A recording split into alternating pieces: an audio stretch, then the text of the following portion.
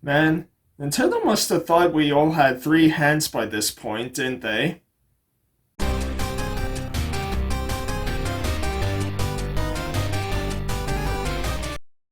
Hello everyone, thanks for watching to a level here with another collection video for all of you.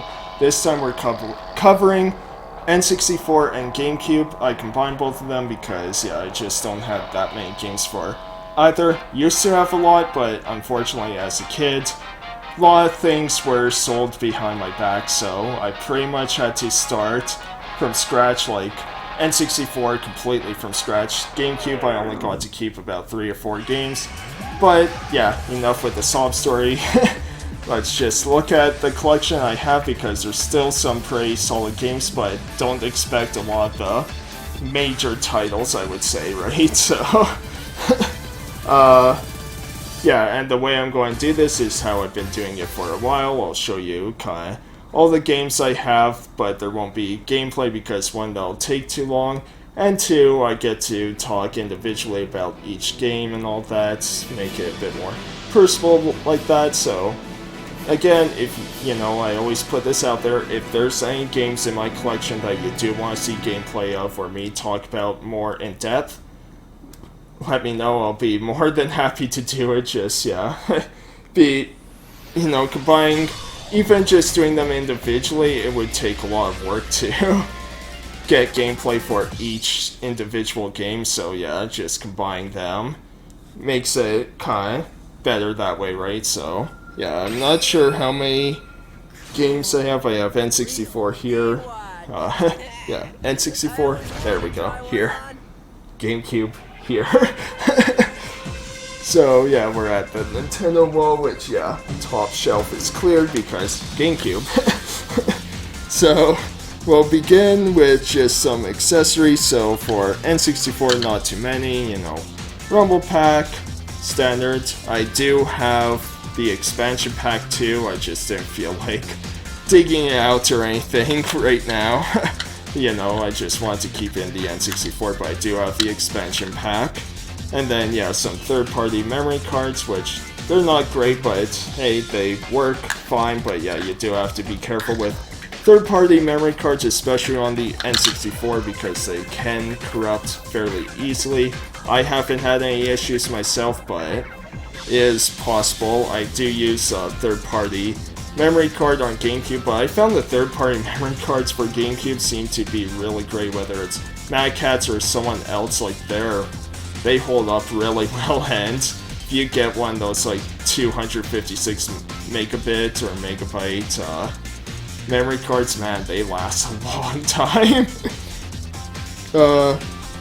Yeah, and then for controllers, N64, you know, just kind of the standard one here, but, you know, not the worst controller in the world, but still, yeah, kind of weird, you know, the 3 handles, and then, yeah, just kind of lucid joystick or whatever. So the one I use the most is this third-party Retro Fighters one. Much more modern, way more comfortable, still a bit light and all that. Also, the thumbstick is a little too close to this L button. Hopefully that didn't get through on the camera. I don't know, someone just yelled outside. It's another heat wave we're dealing with. I'm not sure what they said, but if it got on camera, hopefully my voice kind of covered it, or it wasn't a swear. I couldn't really tell, just someone was yelling. But yeah, anyways, if you like press down on the L button and move the thumbstick, it still moves fine, but it's a bit stiffer because, yeah, the thumbstick's just a little too close. But man, I love this controller. Then for GameCube, not much to talk about here. We have, yeah, the GBA connector and all that, so a lot of GameCube games, you can connect like your Game Boy Advance to play certain modes or wherever it would be for, yeah, GameCube, or you'll have like the same game kind of connect to each other type of thing. So yeah, and then basically just, yeah, GameCube controller. And then behind here, we have the DK bongos. So, yeah, not used too much, but the games it's used for are pretty good. And then, yeah, I also have these controller extensions here because, man, they GameCube controller wires are pretty short, and the only other GameCube controllers I have are kind of crappy third-party ones that are very clicky. So they're not good, but so I pretty much just only use, yeah, the, licensed one, but GameCube controllers are so expensive now. So yeah, that's pretty much it, and we'll get into the game. So for N64, I did mod my N64, so I had it, right here. So yeah, I removed the cartridge slot, and placed region free one into my N64. Very easy to do if you want to play Japanese games, but another trick you can do is you can take the back of a N64 game, like a Japanese one, and replace it with a North American one, and yeah, it'll still play. If you want to do it that way, just it's a bit more annoying because you have to kind of keep switching it right back and forth every time you want to play new game. And yeah, so we'll do Japanese games first because yeah, those ones, just get them out of the way, and we'll start with the only ones I have boxed, which are all Japanese. So we have this is, it says part of it here. It's a baseball game. We got one called like MLB Power Pros on the Wii. Never played it, but it's, yeah, RG Fan Games actually told me about that. I didn't know. But yeah, and kind of silly, cool baseball RPG and all that, but it's, yeah, don't get too far in it because I can't read Japanese. But this was a Video Games Monthly box, I believe. So yeah, and that was kind of cool to get. Then can't remember the name of this one. I'll put the names on screen and all that because yeah, I just can't remember. But yeah, it just looked cool, and it was like $2 or $3 with everything in it. Forgot to show that one, but yeah, has like the manual and all that, and some cards here. So yeah, kind of cool. If I can put this back without destroying the box, that'd be nice. So yeah, we'll just grab this one quickly. So yeah, kind of same deal, right? And then the last one, which unfortunately isn't in great shape, but I really wanted, and it's the Japanese version of Snowboard Kids. In Japan, they call it Snowbow Kids. But yeah, really fun, and Japanese version, very easy to play, and this was super cheap too. That's why I got it, because the original game is very expensive here, so, and because it's a racing title, like, yeah, it's very easy to play. But yeah, so cool beans. Then this one I remember, it's Jiren the Wanderer 2, so by Spike Chunsoft. I think back there they were just Chunsoft. Yeah, it says right there. And pretty solid, let me just bring this, yeah. Pretty solid RPG dungeon crawler type game. Not too bad, and it's super cheap. Another game I got from Video Games Monthly, which, yeah, you'll hear me say that a lot because I got a lot of Japanese imports from them. Can actually probably put that there.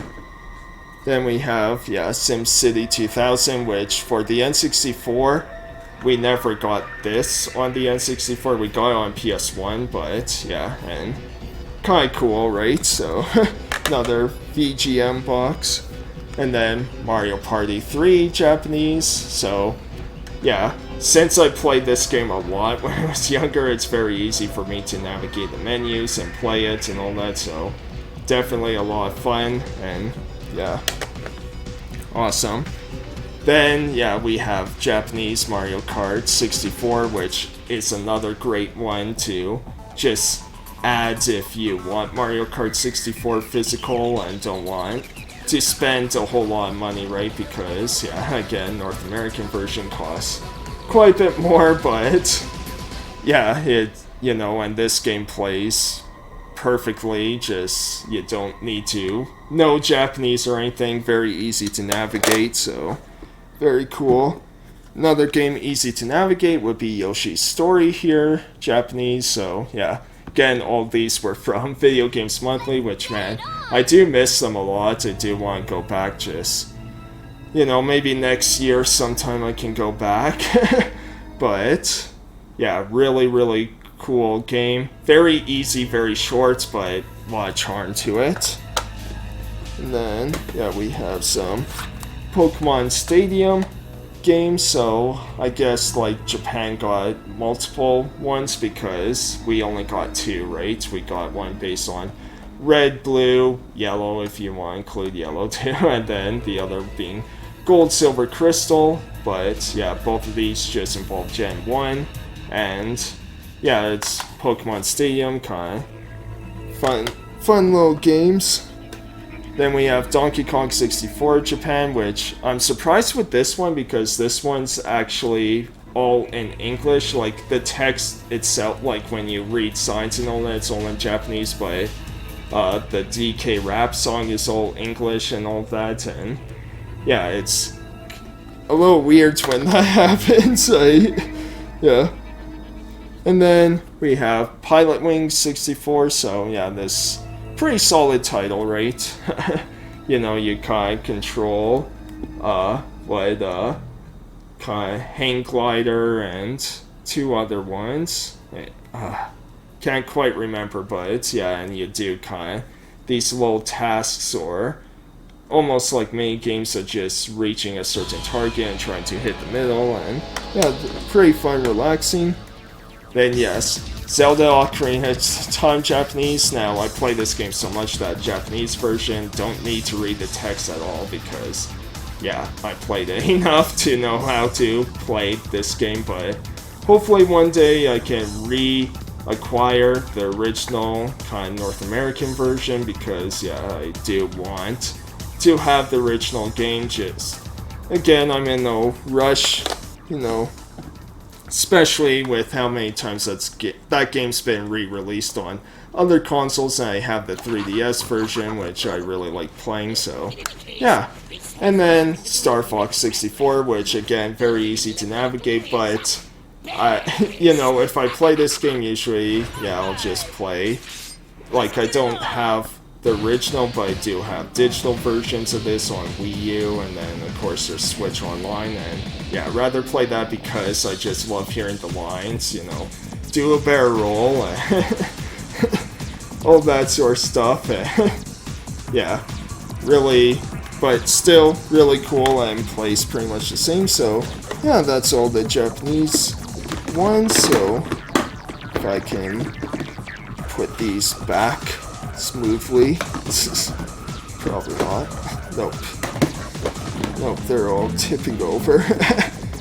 And moving on to kind of the North American ones we have. So yeah, Busted Move 2 again, Video Games Monthly, and a lot of fun, simple kind of puzzle-ish game of just shooting, yeah, just kind of balls or bubbles at other colored balls and bubbles, and yeah, making combos, and very fun, relaxing game.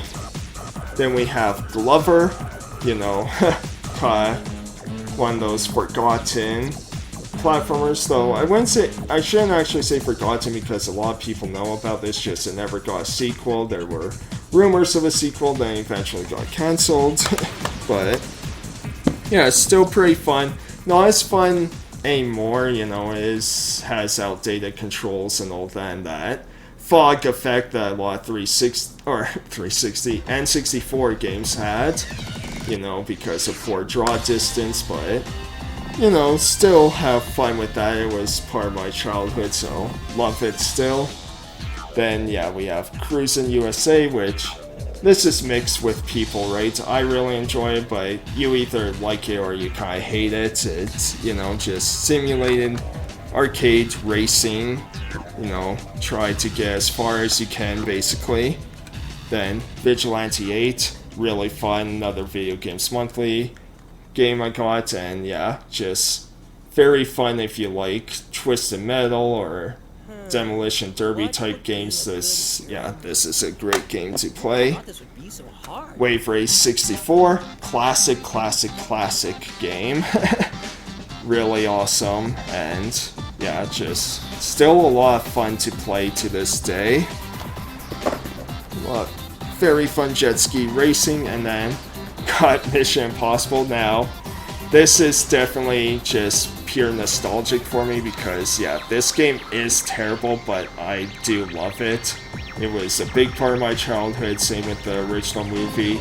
Now, of course, you don't get any sort of Tom Cruise because, you know, Tom Cruise licensed his own likeness and all that, so pretty much any games based on movies won't have him in it because of that. And yeah, this is one of them, but it's really cool to hear the music. But again, this game sucks, I recognize it, but I do really like it. And what's interesting about this though is it could easily just copy GoldenEye or something like that. It could have just been a pretty generic first-person shooter, but this game actually had quite a bit of ambition to it.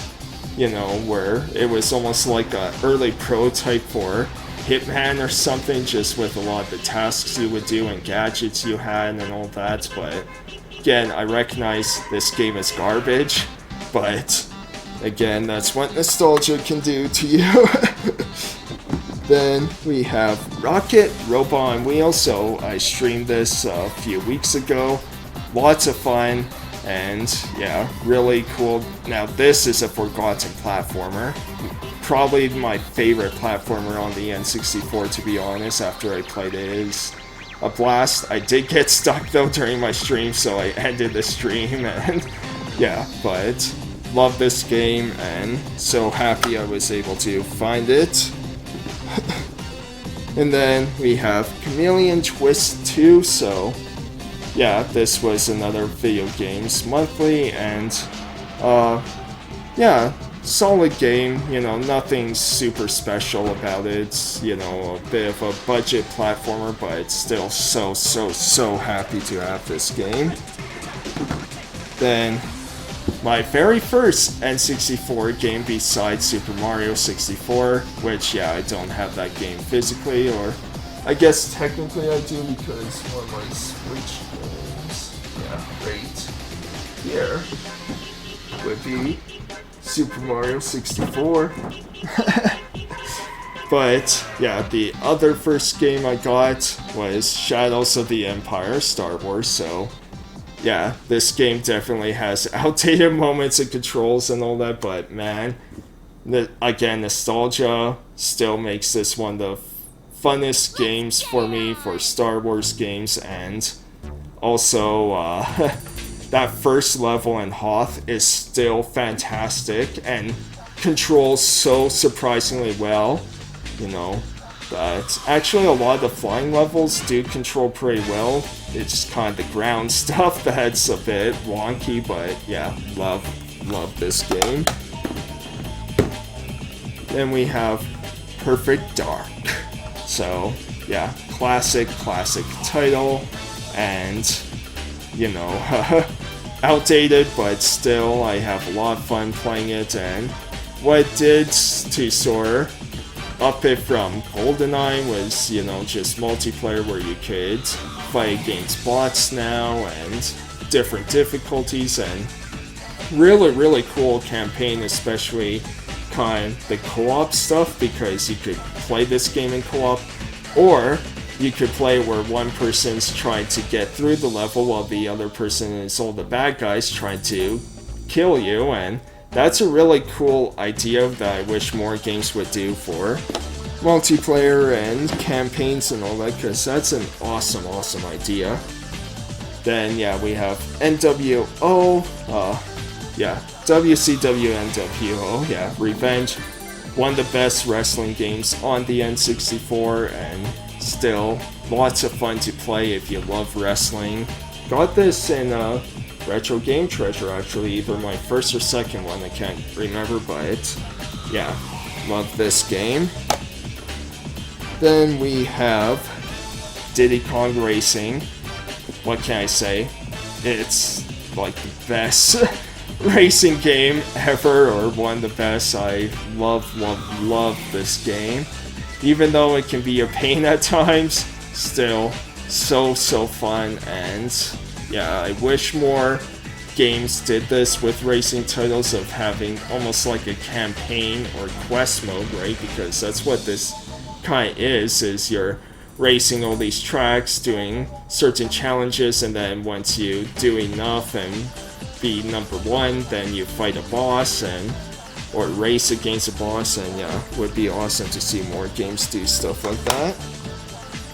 Then we have 1080 snowboarding, so yeah, solid snowboarding game, but there's other ones I prefer, like the SSX games and all of that, but still really solid and fun on the N64. Then we have 007 World Is Not Enough, so yeah, after EA acquired the license to James Bond, they did a pretty good job, I have to say, with James Bond license back when EA cared a bit, at least back then. But yeah, and this game was a very solid attempt by Eurocom. Again, definitely outdated, but it's still really cool, and I love the blue cards too. And then we have Pokemon Snap, so yeah, take pictures of Pokemon on rails. Shooter in a way, I guess, but yeah, very fun, relaxing, super short, and one day I hope to add the new Pokemon Snap on Switch, but for now, still have this. And finally, Star Wars Rogue Squadron, so yeah, fantastic game, and the Rogue Squadron games are so good, so yeah, lots of dogfighting action and certain missions you do, though just like any other game, any mission where you have to protect or escort someone sucks. So yeah, that's the end of N64. Just let me put these games back. Don't have to put them back, sorry. Perfectly, but yeah, we'll start now with GameCube. So we have Viewtiful Joe 1 and 2, so yeah, for this one, yeah, the front page is missing, plus it has, yeah, FHQ sticker on the game, but it works, and yeah, this game needs to be revived, and then yeah, just because yeah, these were excellent or beat 'em ups and side scrollers and all that, and yeah, love Viewtiful Joe, so hopefully at one day they'll come back, but we'll see. Then yes, HL hits, fantastic, so I think we'll have everything. HL hits 2002 with, yes, was, yeah, I can't, Scott Stevens, I knew Stevens, I could not think of the first name, but yeah, we all hated him. And another one was Chris Pronger, that a lot of us hated, but yeah, and complete, but man, these games are so fun. I want this series to come back, or more arcadey sports titles and hockey and all that, because man, 3-on-3 stuff is so good, the hits are so satisfying, I love it. Then we have Baten Kaitos, so the first game, and then Origins, which is actually a prequel to this one, so yeah, but fantastic card collecting RPGs. Now, I haven't beat them yet, but still, yeah, they're a lot of fun. Love them. And they're also made by Monolith. Does it say on here? If it does, I can't read it, but Monolith something that made the Xenoblade games, so yeah, pretty cool. Alright, sorry about that. I was actually feeling kind of lightheaded and dizzy. That's what the hot weather does to me is, yeah, and I just have terrible sinus, motion sickness stuff, so yeah. But I'm feeling okay now, just had to get a drink and kind of splash my face with cold water, but anyways, let's continue. Hopefully I can get through the rest of this, but yeah, next we have Donkey Kong games, so yeah, we have Donkey Konga 1 and 2, so yeah, rhythm games with the bongos, pretty fun stuff, and really solid soundtracks too, so yeah, got that one, and then got this. So yeah, pretty solid, and then yeah, we got Jungle Beat. So yeah, this one's a fun kind of platformer, very unique, that uses the bongos, so really cool stuff there. Then James Bond games.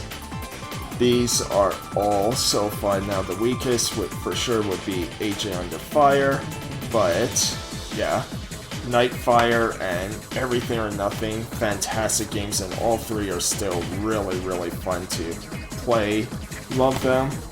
I think from now on I'll just show you the insides if it's kind of more expensive game or it's just a game that I don't have the manual for, because yeah, I just tried to get through this.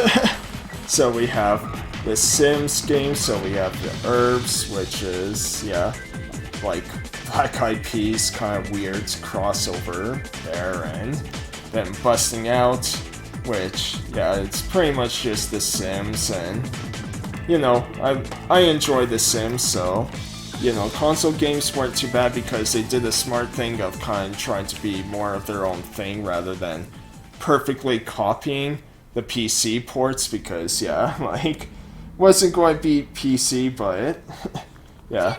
Now, this one's kind of funny, so we have Lord of the Rings Return of the King, and then 2 copies of Third Age?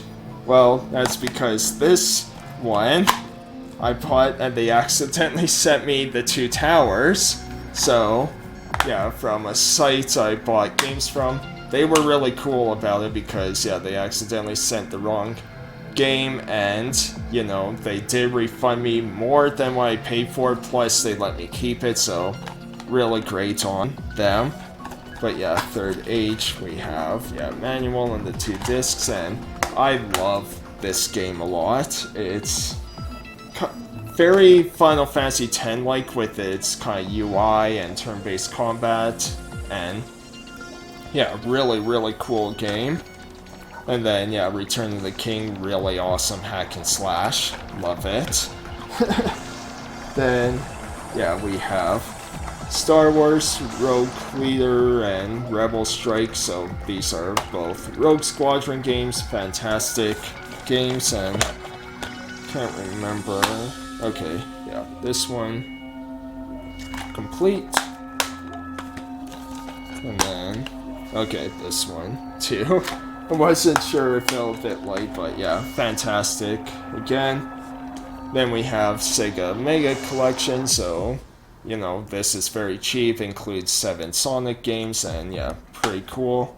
Then we have Sonic Heroes. Now, this isn't just a generic case and no manual or anything, but really enjoy Sonic Heroes. It is outdated, again, like a lot of Sonic games are, but still have a ton of fun playing this game. And then we have Tony Hawk Underground games. So the first one I bought from Power Up Gaming, as you can see here. I don't shop there too much anymore, so, but yeah, just have the disc, just because fortunately due to, yeah, the pandemic and all that, their prices have been a little too high for me. And then Tony Hawk's Underground 2, so yeah, I have both of these games on the original Xbox too because I had the GameCube games before, but one of my friends gave me a bunch of original Xbox titles, so yeah, so I got some duplicates, but that's okay because I don't mind having, you know, the same game on multiple systems, especially if they're given to me for free, right? Then, yeah, Custom Robo. Love, love, love this game. This is like a robot arena. Not shooter. Well, sort of shooter, but more like brawler-ish kind of thing. But yeah, you kind of have all these robot parts and you combine them, make your own robot, and they all have different abilities and attacks. And yeah, I love this game. Then we have, yeah, Chronicles of Narnia. Solid, yeah, Lion Witch Wardrobe. Solid, kind of licensed game, but nothing too special about it. Scooby-Doo, now it's not Mystery Mayhem, because, again, got sent the wrong game. It's like 100... Night of 100 Frights. But, you know, which is okay, again. Reached out to the person, it's all good, right? So... and get a case for whenever I get Mystery Mayhem, but, you know, solid kind of platforming puzzle game. Then, one of my favorite games of all time, Skies of Arcadia Legends, which, yeah, absolutely love this game. So, yeah, your Sky Pirates RPG, and this game has so much replay value because you kind of go around, recruit other people, and yeah, it's just... I talked about this game so much, I don't know what else to say, just is fantastic. I wish Sega or something would just kind of re-release this somewhere, even in a digital form, so that people wouldn't have to spend so much money to get this version or the Dreamcast one, right? Because it deserves to be played by a lot more people. Then another favorite, Paper Mario Thousand Year Door. Awesome, awesome game. Got old GameCube memory card in there, but yeah, it's fantastic. And yeah, just a really cool JRPG that, again, wish was available elsewhere for more people to check out. Then we have X-Men Legends, so kind of top-down RPG, you know, kind of something like a smaller version of Diablo or something like that. I'm not sure how else to explain it. Of course, now I could just say Marvel Ultimate Alliance, but of course back then there was no Marvel Ultimate Alliance, but yeah, solid game. Then, so I do have a kind of guilty pleasure for Yu-Gi-Oh games, so we have Pulsebound Kingdom as, yeah, I really enjoy Yu-Gi-Oh, and a lot of the games are unique because a lot of them would do their own thing. Fortunately, this game isn't very good. It's a very unique concept in that battles are turn-based RPGs where you use the monster cards as kind of your party members, and it has a light RTS kind of modes in it too, but yeah, it's just super slow, super sluggish, and not very fun, unfortunately. Then the only loose disc game I have on GameCube, Lost Kingdom, so yeah, this was very cheap for me, it's why I have it, and yeah, I'll probably never get the kind of original game, especially not the second game because that's super expensive, but these games were super fun, you know, cards, RPGs again, they were popular during this generation of consoles, and yeah, pretty solid. Beyond Good and Evil, yeah, this game's fantastic, and unfortunately, I doubt we're going to get the second game because there's been no... Don't know what that was. Something fell on my face, I hope... I hope that was just some, like, part of the ceiling, because my ceiling has, like, those little, bumps in them, so I hope that's what it was, not like some spider that tried to fall in my eye. But, yeah, cool Zelda-type game, and yeah, unfortunately we're probably never going to get more of those. Then Dakar 2, so yeah, this was Video Games Monthly, and kind of rally dirt racer, but nothing special about it. Got Tai 2, which, yeah, no manual, but GameCube case, and very solid action platformer. These Tai games were pretty fun, and yeah, I know they recently, not too long ago, got like remastered or remade or something like that, so pretty cool. Sorry, my leg's a bit cramped right now. Okay, only a few more. Try to power through this. So we got Pac-Man Versus and Pac-Man World 2. So Versus is really cool because one person with the Game Boy Advance adapter as shown you will play the game on the Game Boy Advance like a regular Pac-Man maze, where the other players are on the TV screen, where the camera zoomed in very close to them as they're the ghosts, so they can't see where Pac-Man is and all that. And yeah, just a really cool multiplayer mode. And then Pac-Man World 2, awesome platformer.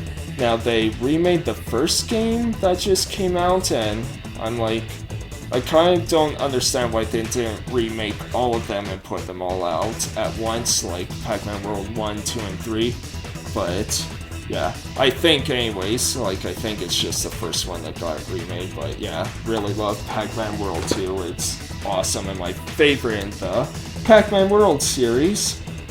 And then, yeah, Time Splitters 2, now, again, just the disc, but favorite Time Splitters ever. Love this game. They need to make more of these. Awesome shooters, and yeah, just fantastic. True Crime Streets of LA, so yeah, kind of outdated now, but this game has a huge cast of characters and,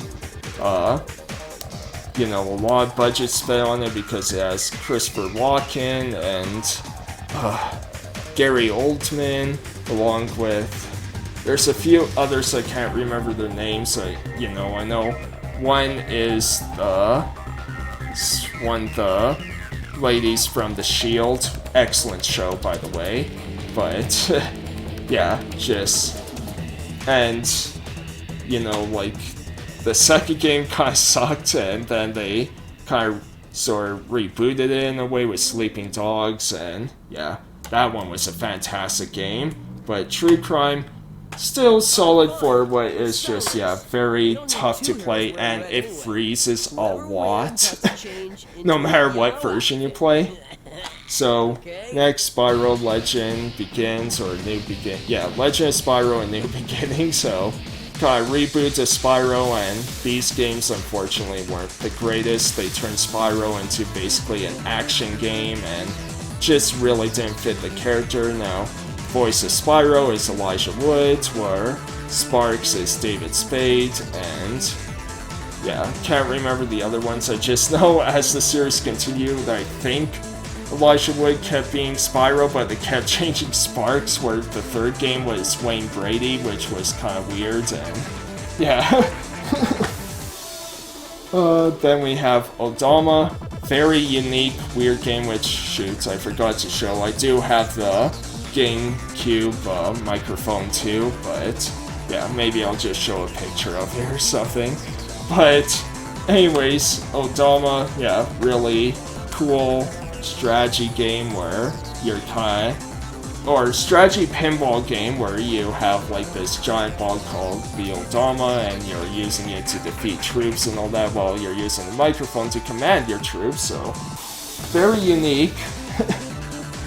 Then we have Harry Potter, Prisoner of Azkaban, so love Harry Potter, love the games, and love this game. Now, I do like Chamber of Secrets more, but this game is a close second, and also the movie was way better than the second one, same with the books and all that, so yeah, but very cool Zelda-like game. And then, speaking of Zelda-like, and very weird that how this series became like this, you know, because of Nintendo's involvement, or Shigeru Miyamoto to be specific. It was supposed to be a different game, but still got a solid game out of Star Fox Adventures. Now, I think more people need to play this because it is a very fun game, just it's weird because it's not a Star Fox game. Like, they kind of force in a few missions where you're in the R-Wing and all that, but really it's just a Zelda type adventure, and yeah, it's it's weird. It's weird direction because this was a game that was supposed to be called like Dinosaur Planet or something, was Rare's last game for Nintendo, and still really good, but yeah, I think because of it being a Star Fox games, I was almost going to say Star Wars, but because of being a Star Fox game rather than a new Rare IP, that, yeah, a lot of people didn't like it or kind of dismissed it. Then we have Bomberman Jetter, so this one again, just a game, and yeah, very solid Bomberman game. Really enjoy quad Bomberman games, especially the adventure ones, so yeah, really cool. Then the final game we have Geist, so yeah, really cool game where you kind of possess a bunch of different people or objects or whatever, and not the greatest game or anything, but, you know, very solid for what it is. And yeah, I would love to see more games like this because, you know, for it being kind of almost like a supernatural horror game, there's not a whole lot of horror elements in it, like that you're not going to be, you know, jumped up and scared a whole lot or anything like that, or brutal scenes, but yeah, very, very solid game, and recommend this one. So yeah, that's my whole N64 GameCube collection. I really hope you enjoyed, and yeah, sorry about a few hiccups here and there. Blame, yeah, just my head itself. But yeah, I hope you enjoyed, and I will get to 360 collection soon, just there's a lot of games, so I kind of have to prepare and line everything up and figure out how I'm going to do that one, because that's going to be a long video. So hope you all enjoyed, and I'll see you next time. Thanks so much everyone for joining, watching, and I'll see you next time, which I probably already said and said multiple times, so bye. Well, just leave now, bye.